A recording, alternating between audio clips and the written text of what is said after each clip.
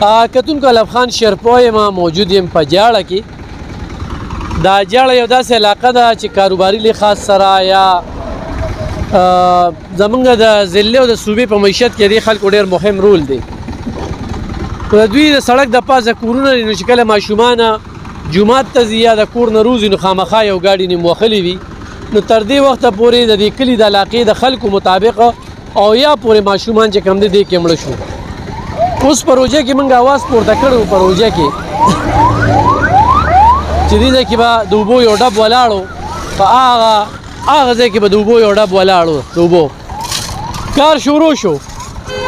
ډېره ښه خبره ده، موږ یې ستاینه کوو، خو موږ دا وایو چې کله داسې یو کار شروع کېږي په مهذبو ملکونو کې یا په اسلام آباد او په نور ځینو کې، دلته ولې ټیکهدار کې دا پوهه نشته چې دلته دا ګاډي یو بل باندې را روان دي، په یو بل را روان دي. هغه ځای کې پرون نابل پرون ګاډي جنګېدلی و، دا ګاډي یخوا هم روان دي، دا دې خوا هم را روان دي. نو دوی سره هغه تکونونه ښه شته دي چې دې ځای کې ولګوي، یوټرن ورکړي چېرې دلته کې. نو د شپې چې څوک نوې ګاډي راځي نو اکثر چې کوم دی هغه دې ځای کې د حادثې ښکار شي. اوس نور په مسالو په دې موږ خبرې اترې نه کوو، په دې به ایکسپرټ پوهېږي چې کومې مسالې استعمالېږي، کوم کار استعمالېږي. خو دلته کې چې کله یو ټیکه واغستی شي نو به ضرور بل ټیکهدار ته موقع ورکوي چې هغه کار چې کوم دی هغه دوباره وشي. زما ګیله نن صرف دا ده په دې ځای کې چې زه وایم چې دلته کې د په دې ځای یو ټرن وي چې دا خلک راتلل او په دې لار کې دغه کړی وي، نو موږ ته ډېره غټه یاره ده، خطره ده راته چې دلته کې به راتلونکي وخت کې حادثې کېږي. نو لحاظه دې طرف ته پاملرنه پکاره ده. بل سرکاري حدود چې کوم دی هاخوا ته بیا پاتې شو، نو پکار چې سرکاري حدود یې رانیولې وي نو سبا بیا څوک آبادي وکړي نو بیا به یې ورله روانوي. نو سرکاري حدود د خپل نو نیسي، نالۍ به یې لږه سایډ ته کړې وه، خوا کړې به یې وه.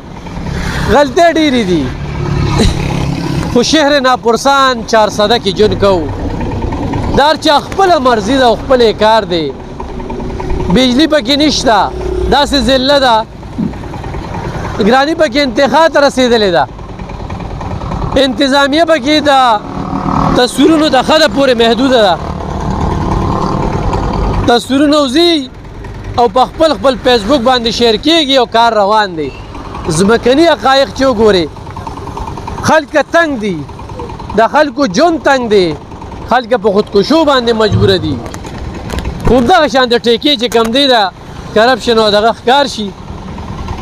ټیکهدار چې کله هم داسې یو منصوبالي نو د چړقو او د دې تکونونو په کارو چې دا څونه ځای پورې کار کېږي چې دلته اخوا بیل سړک وي، دې خوا بیل سړک وي، نو دا به تلله. نو کتونکو دې وخت کې 400 کې ډېره بدخالي ده. منتخب نمایندګان چې کوم دی په درنو کې دي، په دې سوچ کې دي چې ګراني څومره زیاته شي نو موږ کره اختر وي، چې ولس څومره په ستونزو کې وي نو موږ من غټېږو، چې کله پټرول ګران شي نو هغوی د خوشحالۍ نه ډزې کوي، او چې لوډ شیډنګ وي دا مرکز.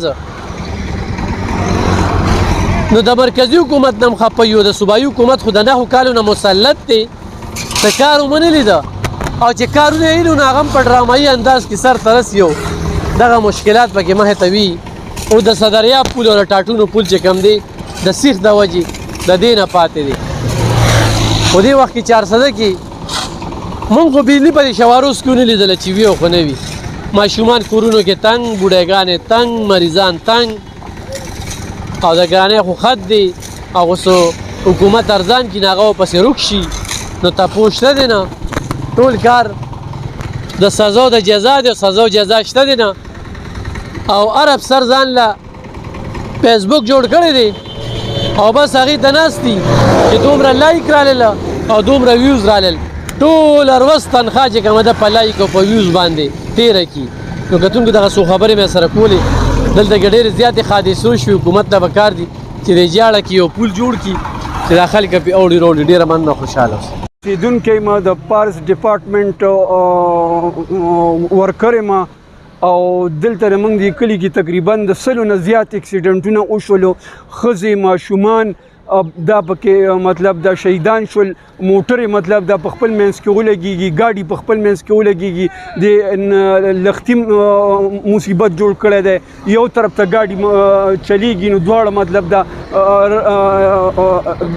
ټکراو کېږي نو دا لختي مطلب دا مسله ډېره جوړه کړې ده او د کلي د سړک مسله ډېره زیاته ده دلته یا پولې واچولی شي یا د مطلب دغه سپین دغه نه وي سړک کې بریکرې د واچولی شي دا مهرباني دی حکومت ته موږ درخواست کوو اپیل کوو ورته او ریکویسټ ورته کوو چې دا مسلې د موږ حل کړي دا خصوصي یو د موږ مسله نه ده دا د ټول عوامو مسله ده د ټول د جاړو اوسېدونکو یو دا زمونږ کلی دی جاړه او دلته د ګاډو د وجې د اویا ماشومان تقریبا د ښځې زنانه ماشومان سړي ټول ګاډو والو دلته کیټایز پکار دي بریکرې پکار دي دلته د لختې جوړېږي ډېر مشکلات موږ ته جوړ کړي دي زه سابقه کونسلر یم دوست محمد د دې جاړې کلي دغه مسلې دي موږ ټولو ته او تاسو ټولو ته ښکاره دي پرون دلته یو ګاډی ولګېد تقریبا 2-3 کسان پکې زخمیان شولو د شیرپا الټو ګاډی و سپینه